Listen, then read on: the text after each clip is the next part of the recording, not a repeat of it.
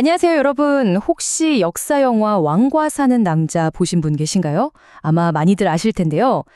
그런데 그 유명한 영화에서 완벽하게 생략된 조선 역사상 가장 길고 먹먹한 기다림을 견뎌낸 한 사람의 이야기를 오늘 집중적으로 파헤쳐 보려고 합니다. 단종의 비극적인 죽음이야 뭐 너무나도 유명하죠. 하지만 그 거대한 비극 뒤에 완벽하게 가려진 채 남겨진 사람의 고통은 대체 얼마나 깊었을까요? 자, 이 질문부터 한번 던져보겠습니다. 17살이라는 정말 어린 나이에 단종이 비극적인 최후를 맞았을 때 과연 누가 남겨졌을까요? 바로 단종의 아내 정순왕후 송씨입니다. 남편은 역사에 깊은 상흔을 남기고 떠났지만 그녀는 홀로 남아서 역사에 제대로 기록되지도 않은 채 무려 64년, 64년이라는 거대한 생존의 시간을 버텨내야만 했습니다. 첫 번째 이야기, 영원히 건너간 다리. 영도교입니다. 시간을 1457년 6월, 그 덥고 습했던 여름으로 훅 돌려보죠. 화면에 이 두 사람의 앳된 모습 보이시나요? 단종은 고작 17세, 한양에 남겨진 정순왕후는 불과 15세였습니다. 단종은 결코 탈출할 수 없는 영월의 청령포로 보내졌고 불과 넉 달 뒤 세상을 떠나게 되죠. 이 어린 부부가 마지막으로 마주섰던 작별의 장소. 그 다리의 이름은 잔인하게도 영도교였습니다. 영원히 건너간 다리라는 뜻이죠. 정말 그 이름 그대로 두 사람은 이 다리를 끝으로 단 한 번도 서로의 얼굴을 다시 보지 못했습니다. 두 번째, 노비가 된 왕비입니다. 단종이 죽자마자 세조는 묘호도, 명도 안 남기고 단종을 역사에서 말 그대로 싹 지워버립니다. 그럼 역적으로 몰린 남편을 둔 아내의 운명은 어땠을까요? 17. 그녀가 왕비 신분을 폭력적으로 빼앗기고 조선의 가장 밑바닥 계층인 노비로 뚝 떨어졌을 때의 나이입니다. 고작 17살이었어요. 그 화려했던 궁궐에서 하루아침에 쫓겨나서 지금의 숭인동 일대 빈민가에 초라한 낡은 초막으로 내쳐진 거예요. 왕비였던 사람이 당장 하루하루 먹고 살기 위해서 거친 손으로 직접 비단을 짜고 삭바느질을 해야만 했던 정말 끔찍한 추락이었습니다. 그런데 여기서 진짜 가슴 뭉클해지는 기록이 하나 등장합니다. 동네 사람들이 그녀가 짠 비단을 사가면서 그 비단값보다 훨씬 더 많은 돈을 아무 말 없이 쓱 두고 갔다는 거예요.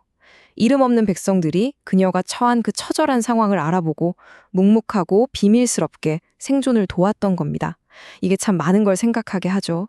세 번째 이야기, 동쪽을 향한 통곡, 동망봉입니다. 당시에 세조가 단종을 애도하는 모든 행위를 완전 엄격하게 금지시켰잖아요. 입 밖에도 못 꺼내게 했죠. 하지만 그녀가 살던 초막 근처의 작은 봉우리가 그녀만의 비밀스러운 애도 장소가 됐습니다. 매일 아침 저녁으로 그 봉우리에 올라가서 남편이 묻힌 동쪽, 영월을 하염없이 바라봤거든요.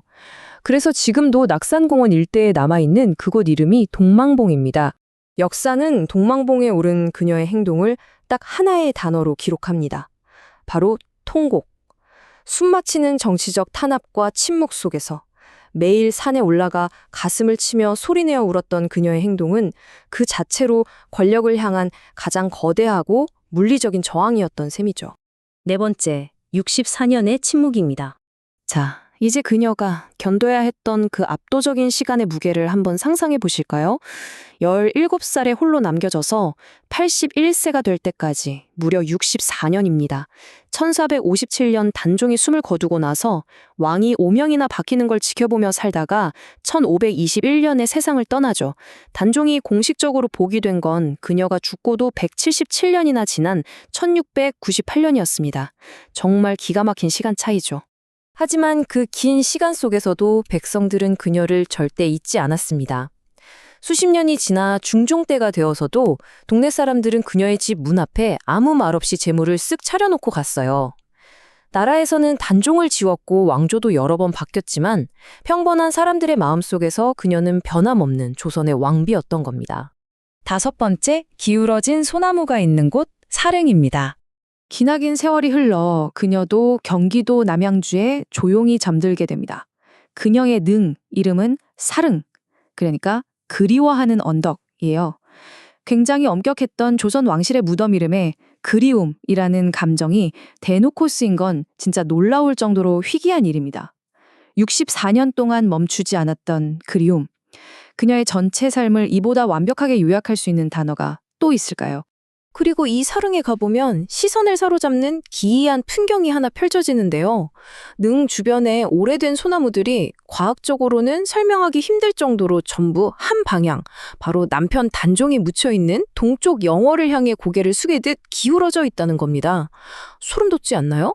현대에 와서 이 먹먹한 사연을 알게 된 수만 명의 사람들이 두 사람 무덤 좀 합장해달라고 강력히 청원하기도 했어요.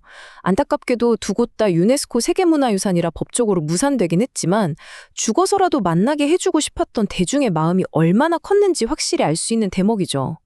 마지막 6번째, 역사가 기록하지 않은 것들입니다.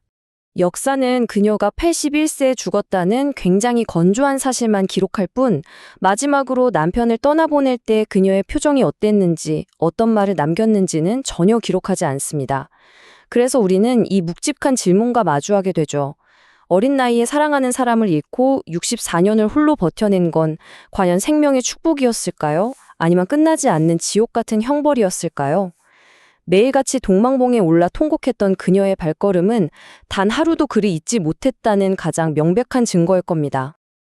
자, 오늘 준비한 이야기는 여기까지입니다. 마지막으로 여러분께 질문을 하나 던지고 싶네요. 정순왕후가 보여준 이 64년 동안의 변치 않는 지조와 끈질긴 그리움.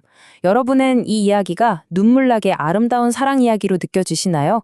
아니면 인간이 겪을 수 있는 가장 잔인하고 고통스러운 형벌로 다가오시나요? 이 거대한 슬픔에 대해 여러분은 어떻게 생각하시는지 그 깊은 생각들을 아래 댓글로 꼭 남겨주세요. 여러분의 다양한 시선들 기다리고 있겠습니다. 함께 해주셔서 감사합니다.